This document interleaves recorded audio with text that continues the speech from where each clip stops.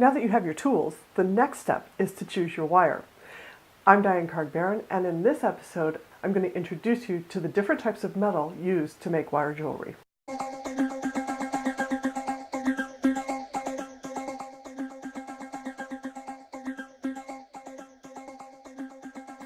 Welcome back. Your choice of wire is going to have a huge impact on the look and final value of your design. There are many things to consider before you decide which one to choose.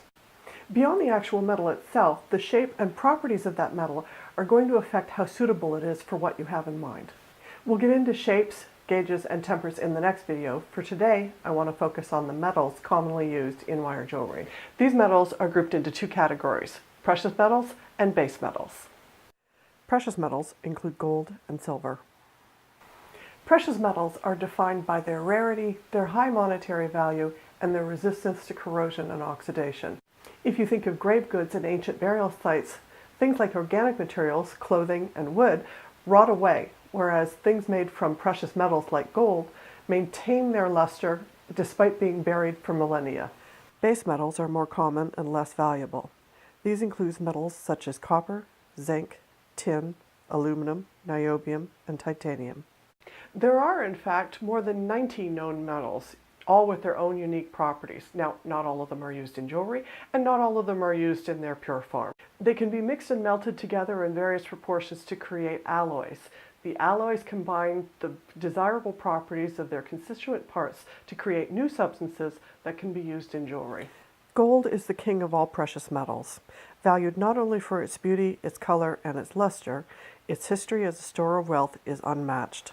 In its pure form, gold is very soft and easily worked. Pure gold wire was often used in ancient times for making delicate woven chains, earrings, and bracelets.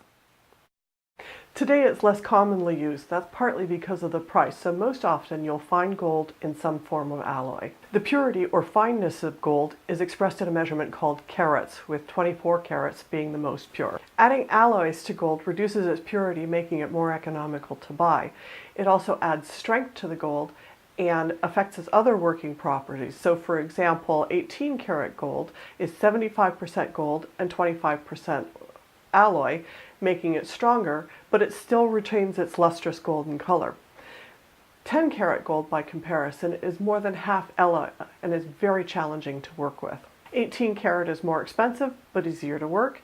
10 karat is cheaper, but requires a significant amount of muscle power. Alloys reduce not only the purity of the gold, they also affect its color.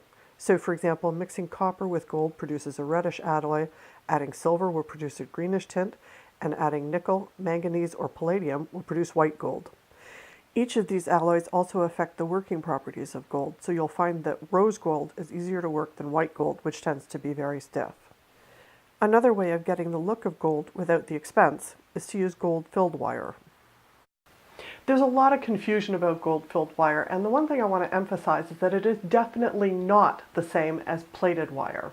Plating is nothing more than a thin wash of precious metal over a base metal core. That wash can be as little as 1 micrometer, that's 1/1000th of a millimeter.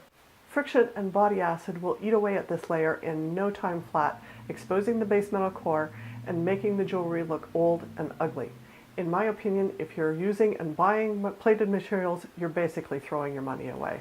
Gold-filled wire is made using a much thicker tube of gold, usually 14 or 12 karat, which has been mechanically bonded to a base metal core, usually copper or brass.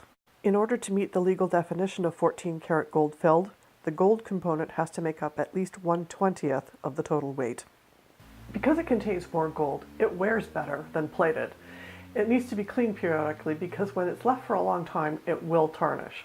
It can be soldered, but you have to be careful with not overheating it because otherwise the gold will just simply dissolve into the base metal core. In terms of cost, gold-filled wire compares very favorably to silver, and it's a popular choice among wire artists as an economical way to bring the warmth and luster of gold into their designs. Like gold, pure silver, also known as fine silver, is very soft. It makes a great choice for woven chains such as Viking knitting or for knitted or crocheted wire work. It resists tarnish for much longer than sterling silver and is the preferred choice for making bald head pins or for fusing.